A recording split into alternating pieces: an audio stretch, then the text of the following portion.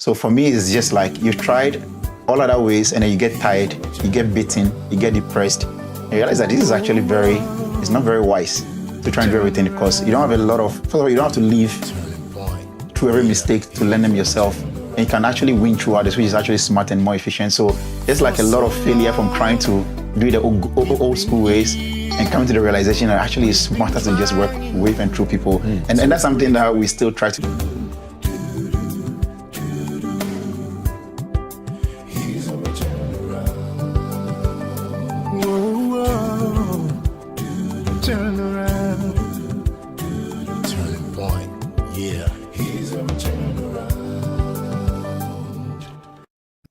Hello and welcome to Springboard, your virtual university. My name is Albert Ocran.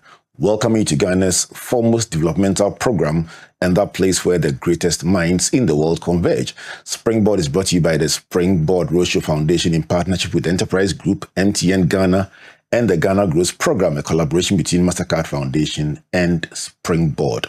Our media partners, Joy 99.7 FM, Joy News Television, the Graphic Group of Newspapers, and the Springboard channel on YouTube.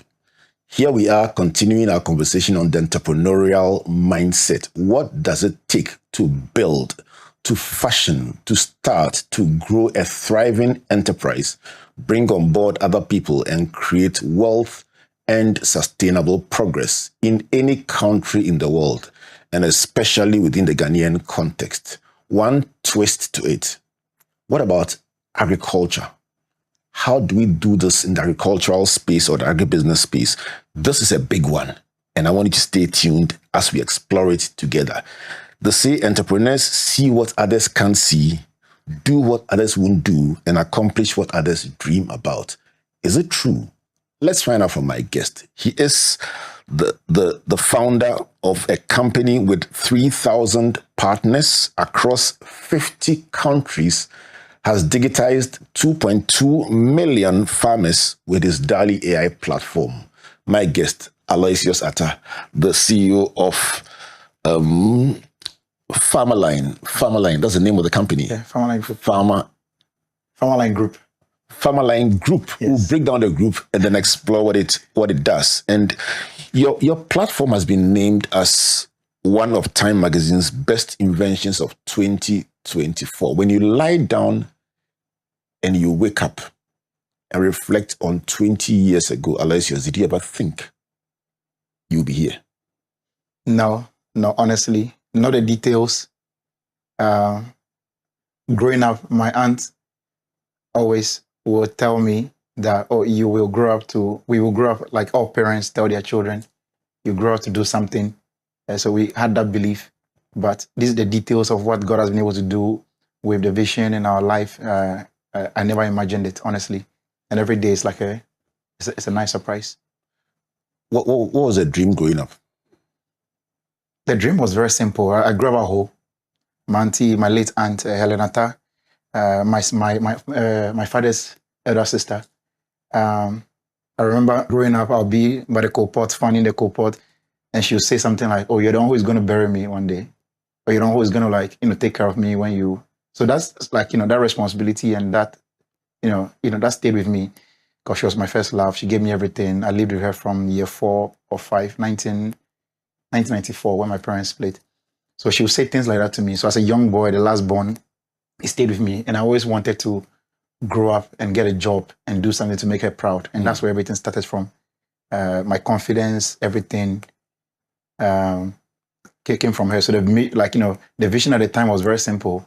Study hard, be first in school, or at least be in the top 3, get a job, make money, and then, support my aunt. And obviously my family as well in the best way I can. So that was just like a very simple dream at the time. Yeah.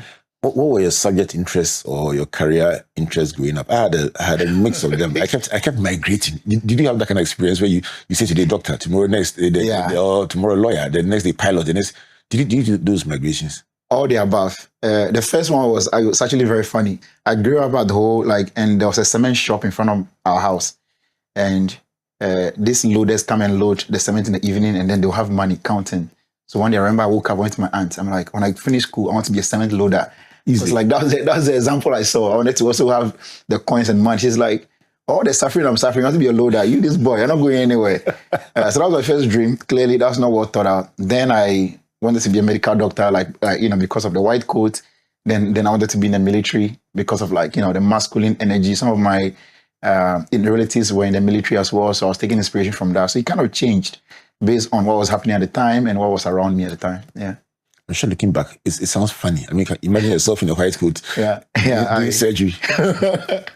I don't think I will. Yeah, I don't know if I'll be a good.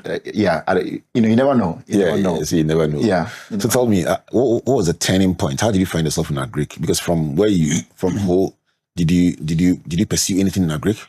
Yeah, so I finished Maoli GSS at Ho, and then I went to Awuduma Secondary School. But the way how I got into that school also was I wanted to go to Maoli SS, and at the time they changed the headmaster, they changed the policy. I didn't have a single grade at the time.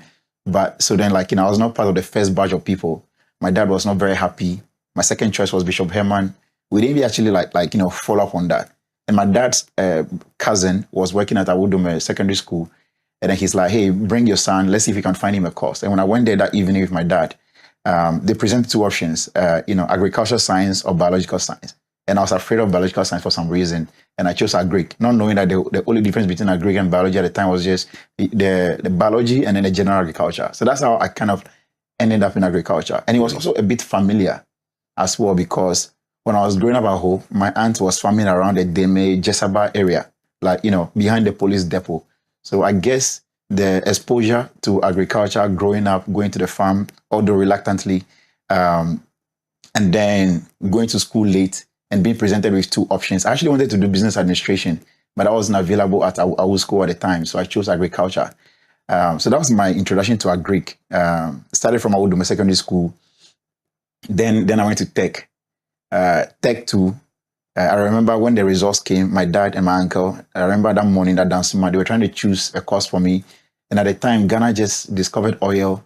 So they were interpreting natural resource management they didn't see the renewables, so they just renewable natural resource management was the program, but they saw natural resource management. You're like, oh, go and do natural resource management. You might get a job in your oil company when you finish. I went to school, first lecture, they were telling about the career prospect, forestry, extension officer. The best opportunity at the time was to work in the bank.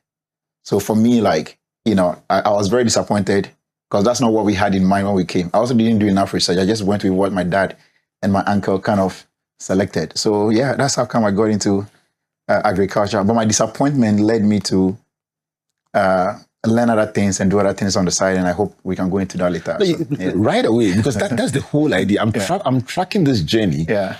And three things stand out to me. First of all, the affirmation of your auntie. Yeah. And the fact that she kept telling you could do well, and it stayed in your mind. You're talking about it today like it was yesterday she said it. Yeah. So that is the first thing that strikes me. Then the confidence that affirmation birthed in you is the second lesson that I'm picking. Yeah. But the third is then the desire for excellence. That desire to say, if they believe in me, then I will do well so I can look after the family. Yeah. That's significant, because it's not an accident that you are where you are. Yeah. I get a sense that these things all played a role. Yeah. But then the fourth one I'm also looking at is choices that are being made based on available information that may not necessarily be the full picture of what it is. So let's navigate away from a place of seeming disappointment. How did it become, if I may say so, appointment? My dad was a teacher. He was teaching at, Mamobi Prisons 2, GSS. And before then, he was teaching at some other GSS at home. So he was not making enough. I remember his salary was not even more than 2,000 a month. So he took every time we are going to school, my sister and I, he would take a long-term loan, 5 years, and pay our fees. So for me, he took a loan again, paid my fees. I knew very well that 5 years before he would get money. So I remember going to school, Kumasi, with one bag, 30 CDs, Gary Shito from my aunt, going to school. And for me, I remember telling myself, and then in our family, we're not the upper middle class, we're the lower middle class. We have cousins in Accra. And those days we were looking at Accra people as the bougie, that are big people. So for me, I've always been praying for an opportunity to truly prove what God has given me. So I remember when I even got a call that got admission into Tech. I was a waiter at the State House. They did some event. And then I was in my bow tie, I was actually serving curry kwashigan. And my cousin called me like, hey, we just got it. Like, we just got into tech. And I remember saying to myself, like, I don't know why I said this. Now looking back, it might sound like it was planned, but I'm like, okay, finally, the boys shall be separated from the men. Because we, like, GSS, primary school, I didn't go to the best schools. Like, the preparatory schools were seen at the best schools at the time. SS, I went to Awudome. I didn't go to, like, the big schools. So, it's always been about, like, you're in a situation where, there's always some disadvantage. So now, like, all the best schools are all coming to the same university, KNUST. I'm like, okay, now we're all going to be in the same classroom, the same lectures. Now we shall see. So for me, that was like the motivation. So the drive. I remember when I got there, I was like I don't like, now, I told the story, I was too serious. And also I knew where I'm coming from. I knew that like something has to happen. So when I got there, first week, selling calculators, selling skirts, whatever I needed to do. For me, that was a journey into entrepreneurship. I needed to make some money because I know after year one, my dad will not have enough money because he took a lot of loan to pay for my fees. He will not have enough money to pay my hostel fees. So I knew I had to work with my hands to make some money to pay for my fees. So that's what got me into entrepreneurship. It was about survival. Trying to make ends meet. And all these things that we are saying right now, entrepreneurship and all this, I didn't even know those things existed. You're just living it. Yeah, make money, survival. pay your fees. That was it, to be honest. So you finished a course in renewable.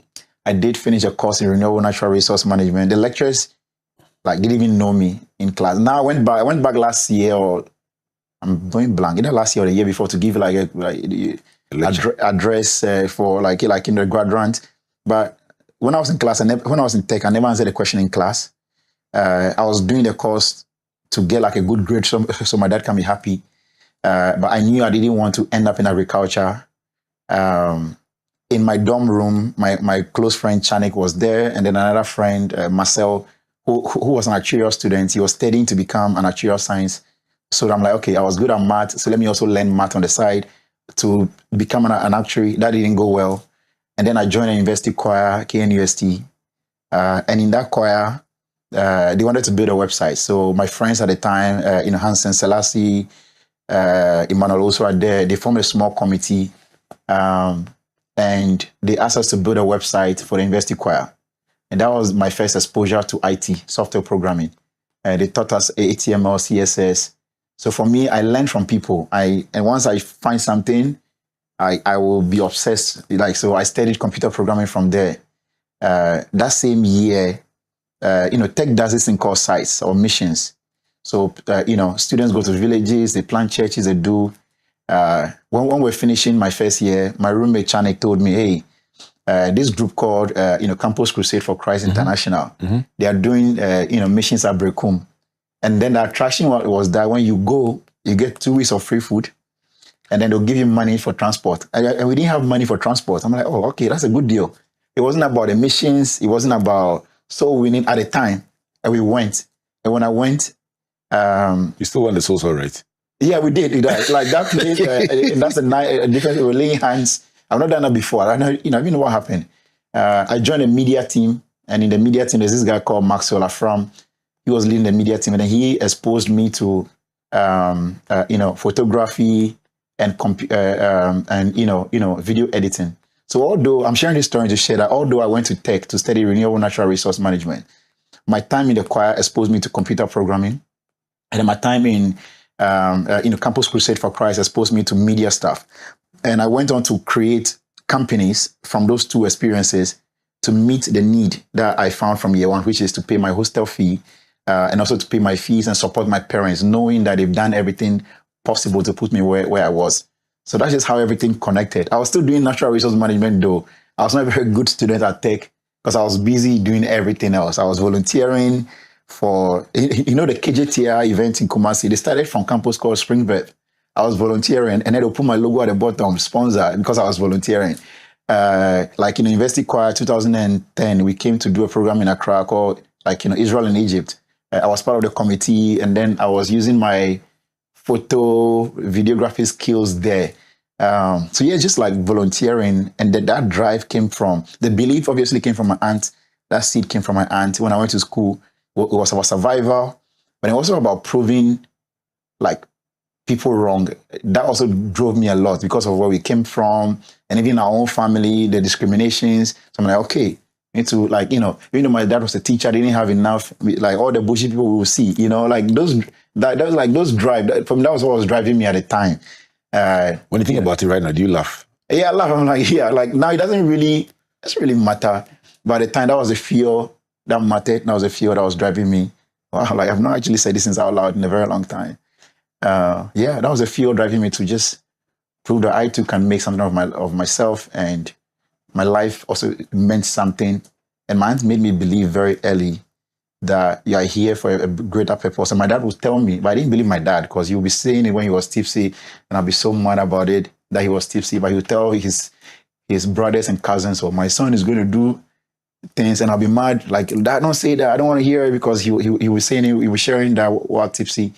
But yeah, like those things stayed with me. But he spoke. He did. Yeah, I wish he was alive today to see everything. He's not. Sorry about that. He passed 20. But he saw some. He saw the very early stages. I was going to ask you about that. Did he see the beginnings of where you are now?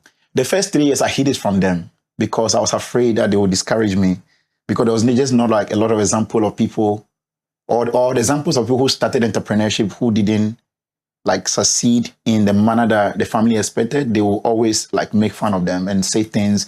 Oh yeah, you went to school with a degree. Why are you wasting your time doing all these things? So I was afraid that that would be my situation as well.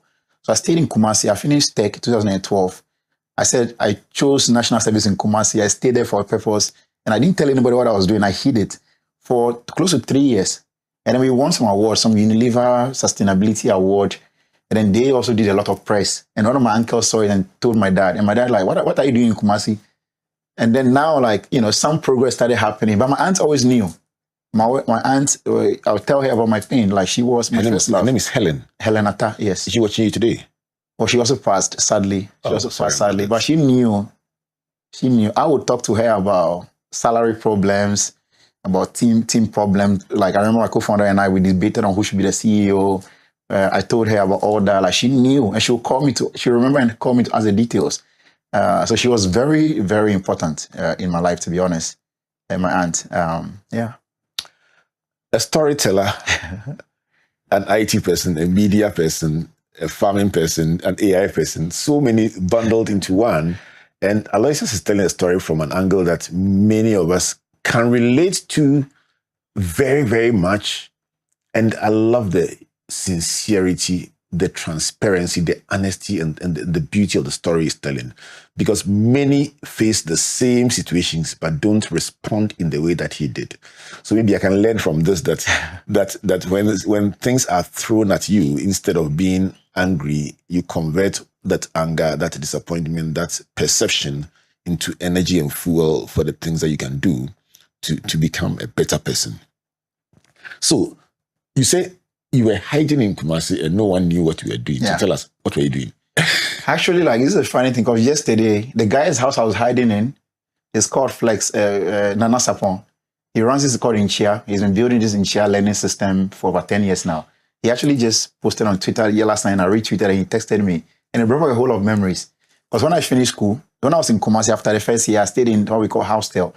It's those who can afford the hostels. You live in someone's house, someone's garage. And then when I finished, I went to stay in his house for 1 year because he wanted me to build a website for him. So I used my skill set that I got from the choir to build a website, and in exchange, accommodation for free. Easy. And then I got my national service at Tech. I was working at UITS, which is like the IT department under the VC's office. So I was working there I worked there for 6 months, and then Farmerline took off. Like, meaning that like we started winning awards and we started getting funding. And then it got serious, right? Like Farmerline, when we started it, it was just purely, so I did all the IT things, building websites. And there was this lady in Accra called Florence Topher. She runs this thing called Mobile Web Ghana. She came to Kumasi telling us about IT for business, telling us about Kenya, building Ushahidi, M-Pesa. And I was sitting there as a young coder. I'm like, what is this? I was very curious. So she told us about a training boot camp on Legon campus. that we should come. I remember like I was doing my final year thesis and I told my lecturer, I want to go for this program. It's like, according to university rules, you can't leave campus for 14 days. You come back, you're not graduate. I still went. Now, like when you look back, everyone is like happy about it, but I still went. I was stubborn. I came to stay on Legon campus. And a friend of mine's mom, Jerry Gavu, Emmanuel Gavu, the mom had a house at Zongo Junction. There's a place called Chelsea. So we're staying there. This woman will cook for us for free. We're eating and we'll go to Legon campus. And it was there that I got to learn about what entrepreneurship meant.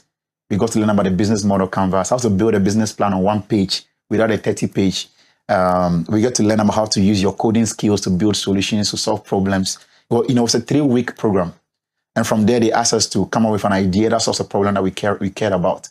And for me, Agric was a no-brainer. I remember my co-founder, Emmanuel, he was talking about health and talking about other things. And we finally converged on agriculture. And his why was his mom had a clinic in a farming village in a place called Mampontin. And he was always he was always troubled with the idea that how is it that, like, some of the hardworking people like farmers are not able to afford healthcare? Because they always come for healthcare at their clinic on credit. And mine was my aunt's experience growing up with her. So that's where Farmerline was born. Our idea was the best idea from that program. We got $600. It might look like something small. Yeah. But $600 in 2012 or so. Idea was the best idea. And, all the information is online, still online. We're very naive. The idea directionally is still the same, but like what we thought it was going to be like purely tech products. It's going to go viral like WhatsApp. We're going to be the next Facebook, the next Mark Zuckerberg or Bill Gates. That was the drive.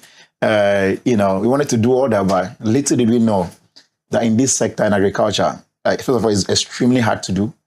But then you cannot make money if you don't create value. And if you're working with, populations that are very price sensitive, that are used to being exploited and taken advantage of, you have to build trust, you have to create value, and then you can capture a fraction of that value as your revenue and income. And all those lessons, hopefully we get into it down the line. But that's how we got there. Wow. So here you are in Legon and you've defied the 14-day rule, left campus. We come to learn about how to build a business plan, how to found a partner, got in a concept. So you went back and went to finish your I went back, finished my, and man, God has been good. My program was in renewable natural resource management. I've been able to convince my lecturer to let me build a software for my degree in natural resource, which is, oh wow. Yeah. And then they to their credit, they allowed me to do that. I remember I built a software called Aqua Feed Finder. It wasn't like a good software when I look back, but it was just like the idea around that is that a lot of Ghana imports so much fish. A lot of the fish farmers are very skilled. They want to grow fish, but the feed is very expensive. And the reason is the protein content. You have to use fish meal to make it. So we're building a platform that allowed them to get the local ingredient to formulate their own feed, but then also to buy feed as well. So they allowed me to collaborate with another colleague of mine called Salam Dazawa, where she was doing all the hard work, collecting all the data, and then we were building a simple web platform. And when I look back, I also chose the easy way out because it was easier for me to build that software in 2 weeks instead of a 6-month project work. So credit to KNUST, my lecturer, Professor Nelson Agbo, he's still there at KNUST, just allowed me, and Professor Amy Sadi allowed me to okay, let's see where this thing goes. So my first intro into agriculture and technology was my project work. The project work itself didn't go anywhere, but the confidence from building a solution for agriculture and for farmers, actually came from there. Yeah. These are very important pillars, and I like the way you remember people who helped you. You remember even the one who cooked for you at Zongo Junction, the place called Chelsea. These are very compelling aspects of your story, because out of each of them, if I was writing a book on your life, out of each of them is a chapter that tells us that I told somebody that God is not like us. Yeah. If you are driving from Tema to Accra, if it is us, you hit the motorway, then straight. Yeah. Then you come to Tetekwashi, and then you go to wherever you're going. Yeah. But God doesn't do that. Yes. It doesn't. They say his ways are not our ways. Before you realize, he starts you through some community, something, and then you have turned into some Sakumono somewhere, and then you're wondering, why doesn't he take us straight? Yeah. Why does God do that? Do you know? Have you asked him before? I guess it's just molding us, because like now the story sounds well put together, but it wasn't always. It didn't always feel like that in the moment. I think so. So I'm asking you, the times when it wasn't feeling like that, what did you tell God?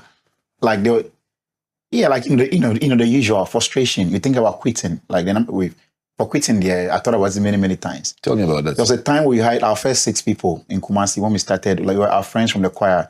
Emmanuel's my co-founder. Someone called Walali. He's still in the company right now. Walali Senyo, Amos Wusa.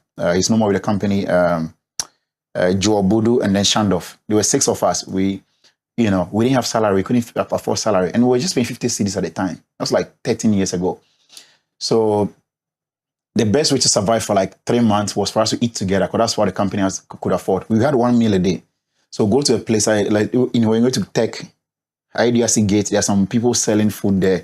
We'll go and buy rice, go and buy beans, and then we mix it together. This lady knows us. So all 6 of us will go, actually 5 of us. Walali was in Accra at the time. And then we go and eat together, right? So that's just one thing, one example. And for me, that was just like a pivotal moment where I told myself, okay, work so hard that you don't have to come back here again, where you can't afford the salary. But that moment was so hard. In a moment, it didn't feel like, the future looked blurry. I remember like I bought GMAT. GMAT is a MBA one, right? You're going to, I bought a GMAT thing, and I told myself, if this doesn't work, I'm going to write a nice failure essay to one of these US universities and get go do my degree. So I was trying to create plan B because it wasn't going well. And that same year, I remember 2013, we applied for a program called Echoing Green Fellowship. They find some of the best entrepreneurs in the world, and then they support them. We applied in 2013, we didn't get it. 2014, we applied again. 2013, we got to the semi-final. I was quite sure we're going to get it because we needed that $80,000 at the time to to kickstart things. We didn't get it. It was heart-wrenching. Everything still looked blurry. I was still looking at options. In 2014, we got it. And for me, that was life-changing. Was it a turning point? It was a turning point. It was not just the money, but also just again, like how I got admission into tech. And I'm like, okay, the boys are separated from the men. Like getting that stamp, they select the best in the world. And getting that stamp, it doesn't, because they are the best, right? They select black, everyone, India, China, everywhere. And then they selected us out of 1,000 applications. We're one of the top 30 people that they selected in the world. And then they gave us their blessing. They gave us money, $80,000, $90,000, and then intense support. But then the beauty about that fellowship was the community around the world. I can go anywhere, London, whatever, and I can test in a group. Hey, I'm in this place. And someone will volunteer their time, their bed, or whatever. It's just a very powerful network.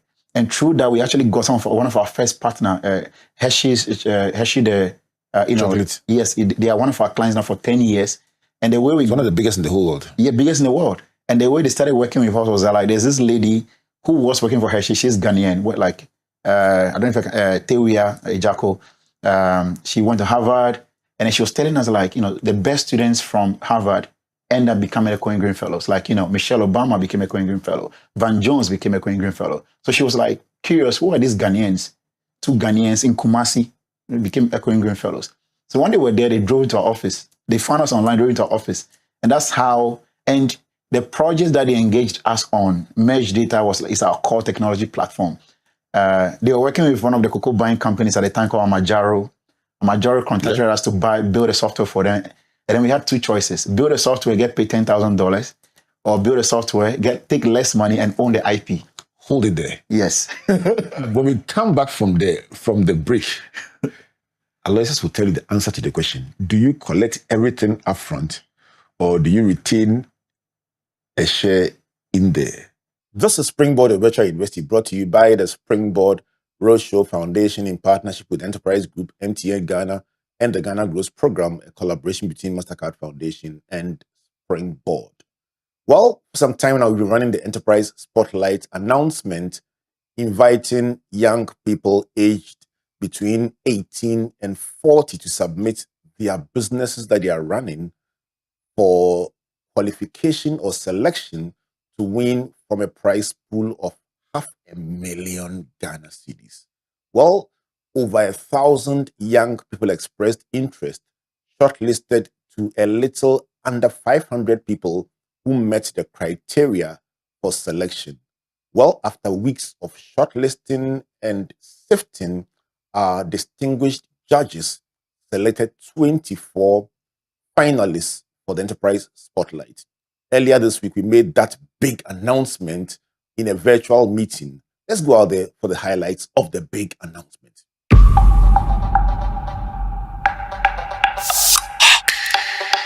After a thorough selection process, this is a list of 24 finalists for the Enterprise Spotlight. Finalist number 1, my co-staff Ghana, Foley Elisha Kofi from the Greater Accra region. Number 2, Husk Park Ghana Limited, Vixen Bright Salem from the Volta region. Number 3, Biowax Ghana Limited, Emilia Adi from the Central region. Number 4, Ecovon Limited, Foster Ifiosei from the Greater Accra region. Number 5, NH Natural Foods Supplies Limited, Portia Equia Kuma from the Brown region. Number 6, Emmanuel Elim Hub, that's the name of the company, and the entrepreneur is Joseph Akanboriguk Abula from the Upper East region. 7, Trash Smart, and that's promoted by Ifwa Asaribia Opare Beidu from the Ashanti region. Number 8, Inclusive App Craft, promoted by Archibald Digraft Aqua, Greater Accra. Number 9, Agri Makeup Limited, promoted by Luther Jesse Kwashi, and that also is Greater Accra. Number 10, Harvest and Spice Enterprise, promoter Esther Ofusu, Volta region. Number 11, Need Be Foundation, Samuel Jomeku, and that's from the Eastern region.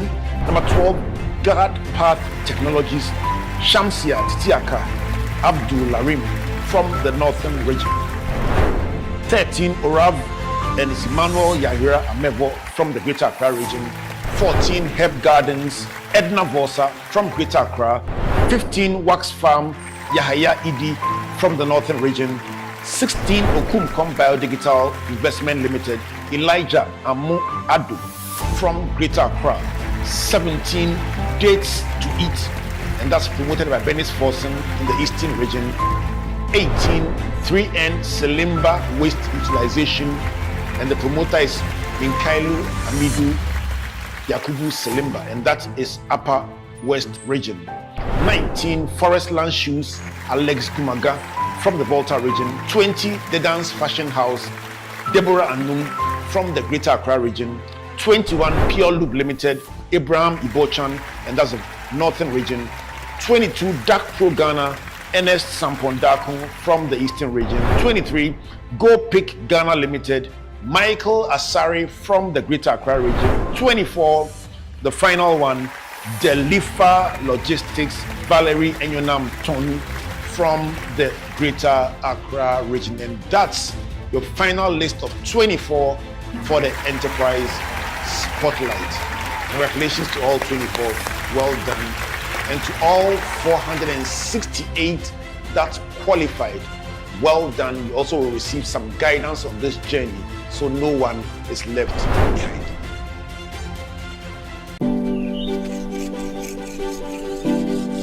Going to the library.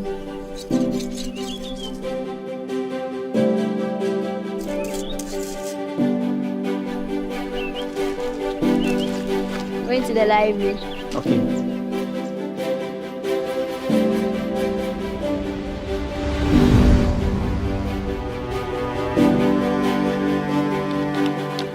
I'm going for my graduation. Go well.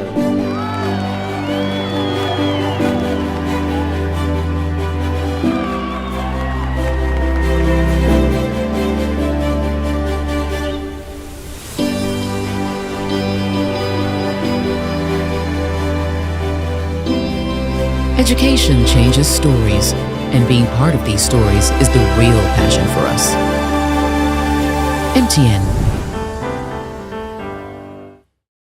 No stress. Submit your insurance claim online in just seconds on the Claims Express portal. Simply upload your national ID, cost estimates, pictures, and more to get started.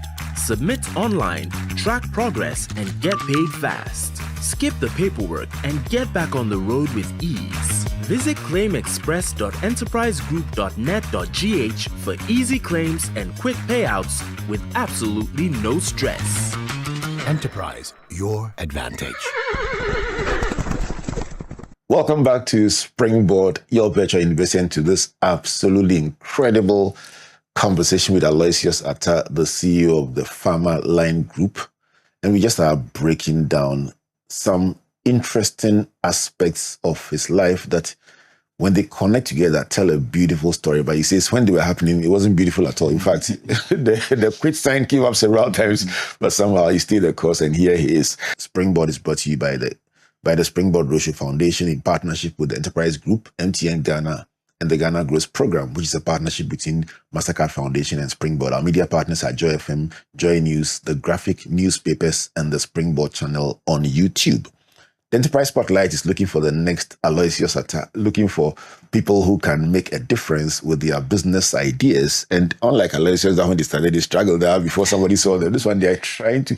The first one you got $600. $600, yeah. Exactly. So here you go. So this one is looking for 24 good business ideas that are being actually worked so that they can compete for a prize pool of up to 500,000 cedis. And the overall winner gets to win 100,000 cedis, which is slightly more than $600. Wow, that's a lot. Exactly, Yeah. exactly. And so the selection has been made, and next 2 weeks you'll see them live on this show. We'll take 3 weeks to just take you through the presentations, the pitching, and you can get to be part of it. So please watch this unfold right before your eyes, and just the inspiration of that one alone could transform your life and your business. And next time you could be the one on this show telling your story in a beautiful way like Alloysius is doing. So please, the Enterprise Spotlight is coming to you live here on Springboard, your virtual university.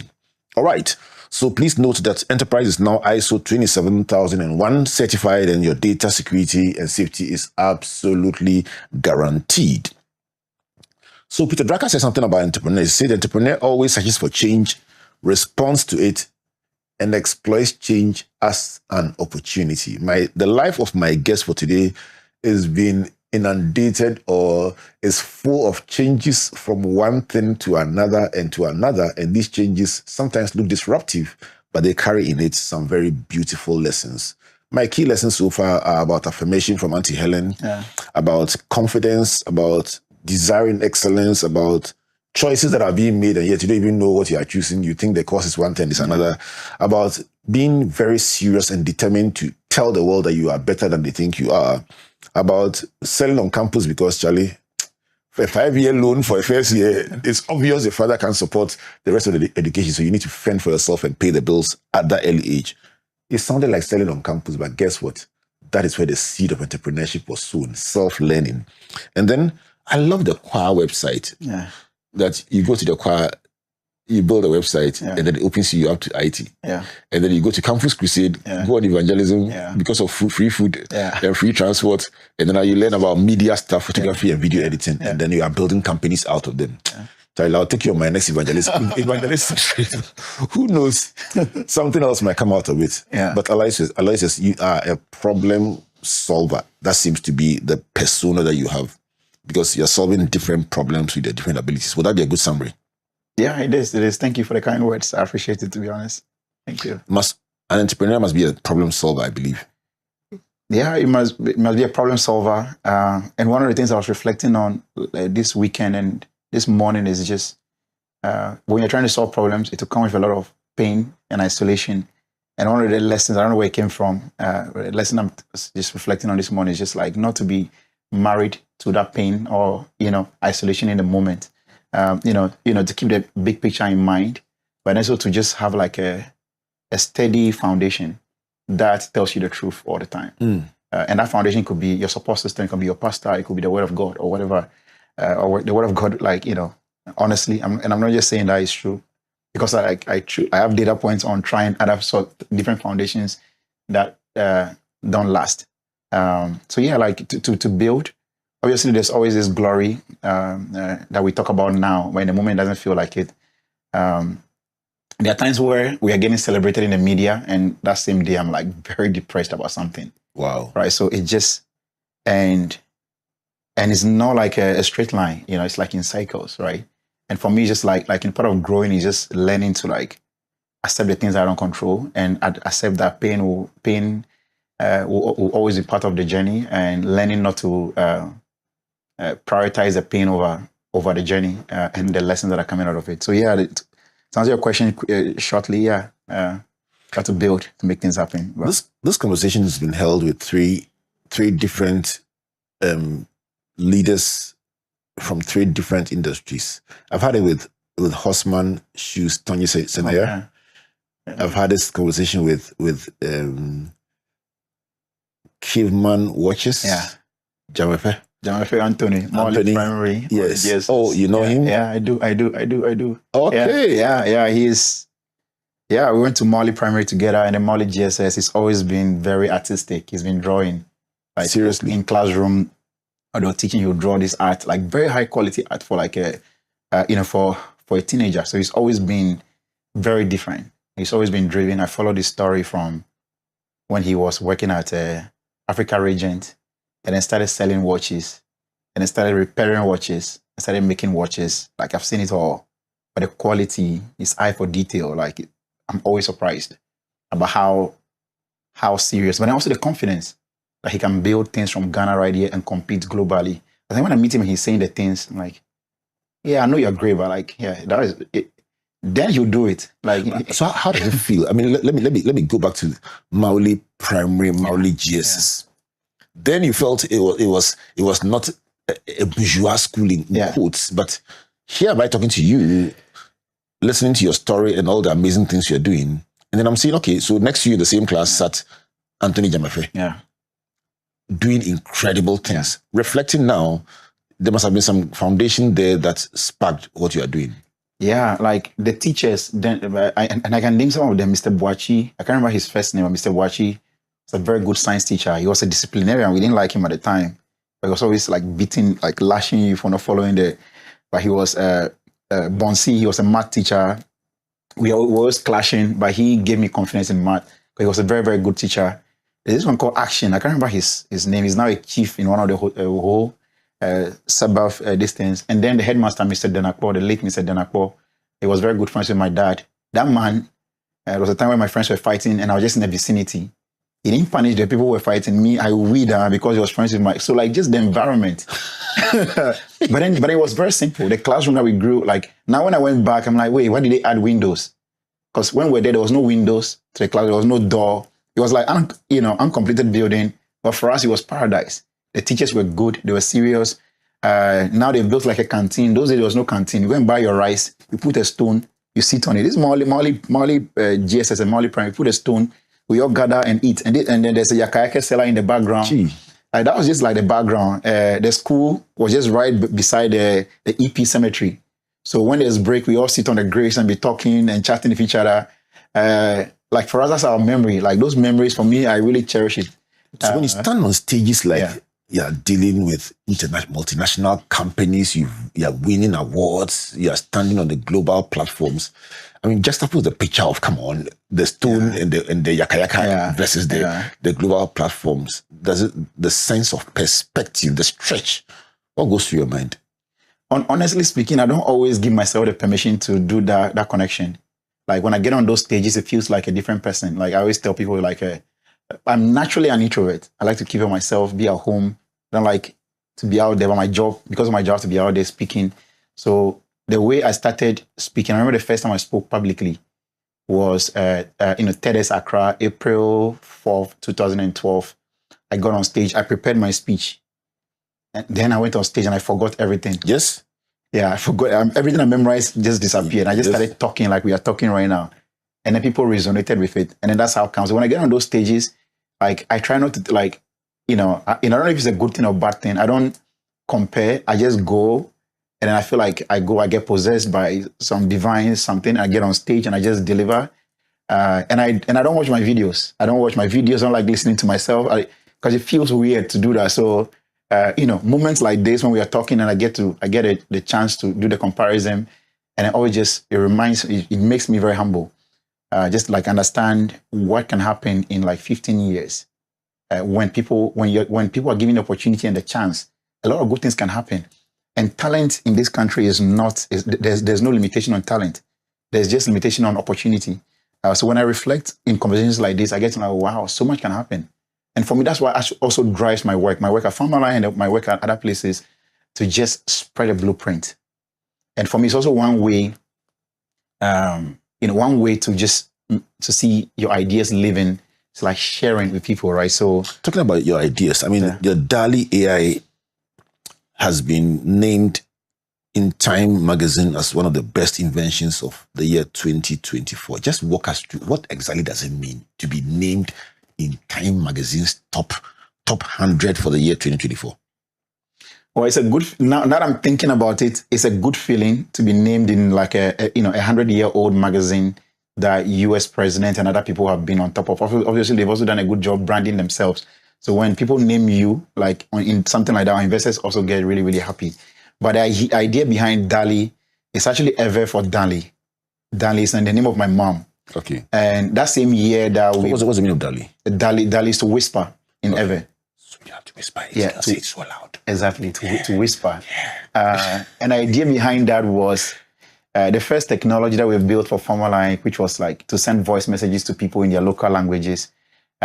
We wanted to build an AI version that can hear anyone, even if you're whispering or even if your background noise is very high, which is the reality for most of our use cases.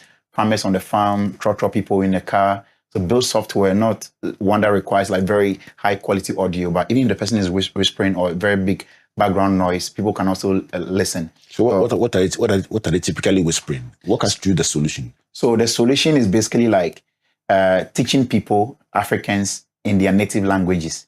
Research shows that when you deliver information to people in the language that they understand, adoption goes up by over 60%. My wife Comfort loves this subject like her skin. She read her first and second degrees in English and linguistics, so she loves this. And somehow the word connects intelligence to ability to speak English, but how about our local languages, right? So, and then the big tech companies were not building AI for our local languages. And just for full disclosure, there are other Ghanaian companies like Ghana NLP who have been doing a lot of research into this already. We took a lot of inspiration from their work to build DALL-E. We just built a product from DALL-E. And now the product speaks about 43 African languages.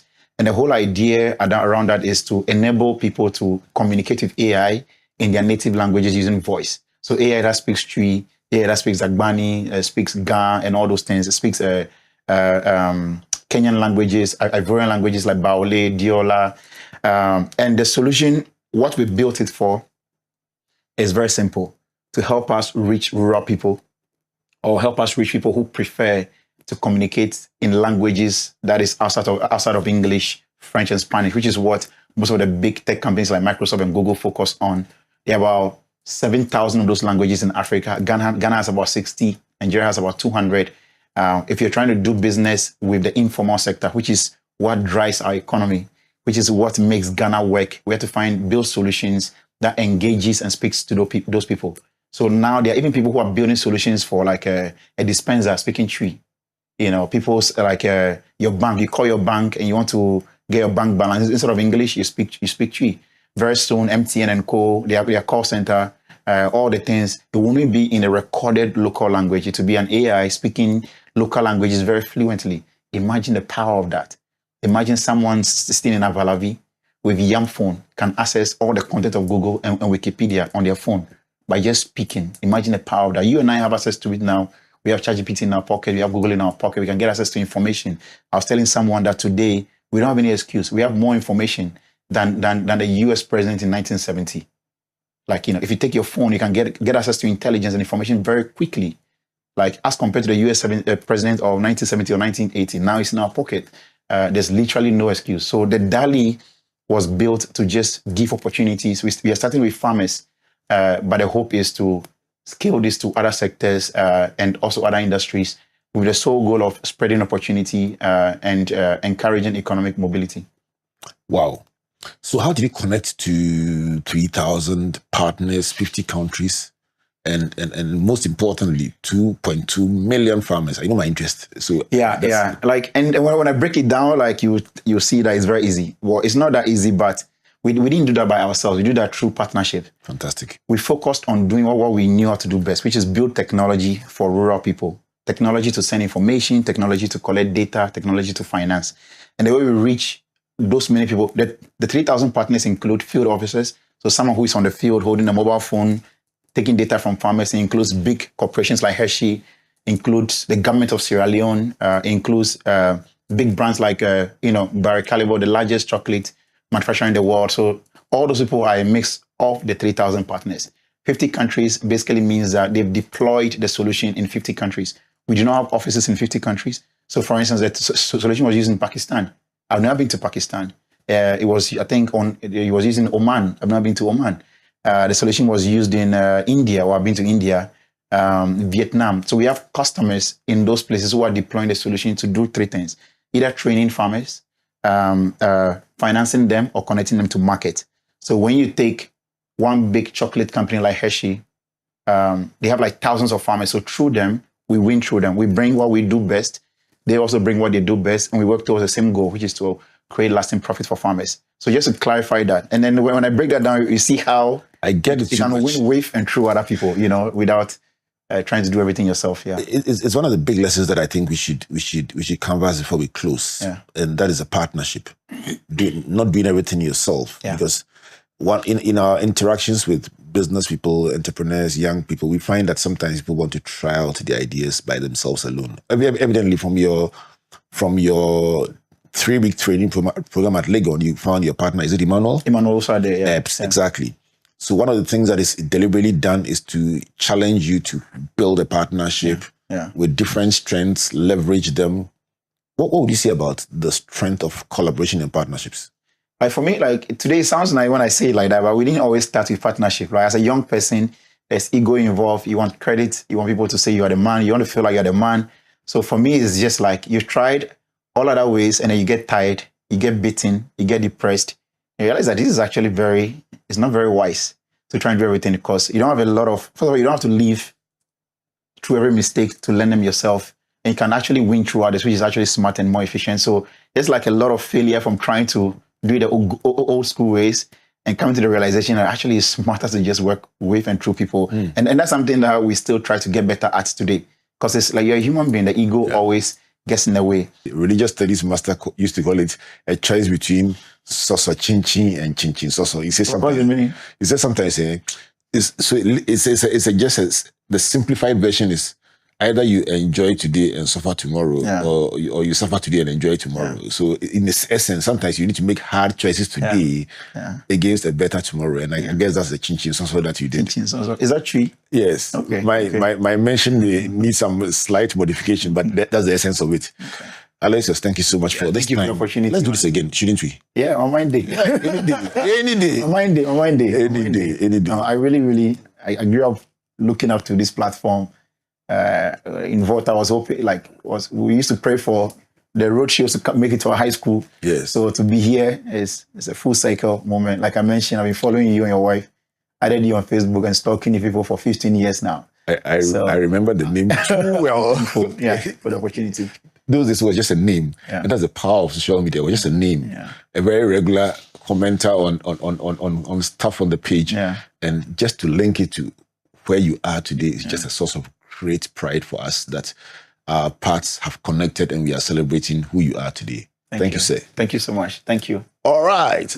This is why we call it the virtual university. You can get anything here, and Alloysius has served as a full bouquet, a full potpourri, a full plate, a full kaleidoscope of experiences, learnings, interventions, and lessons that we can live on for several years to come. I don't know who you are listening, watching, experiencing the virtual university, but I know one thing for sure.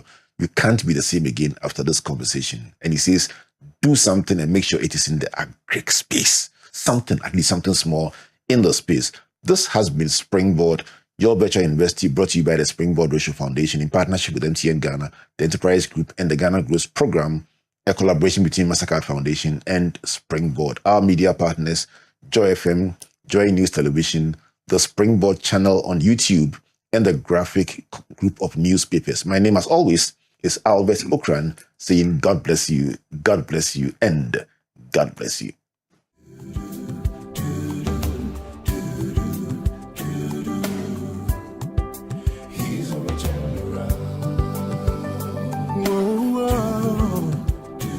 Turn around.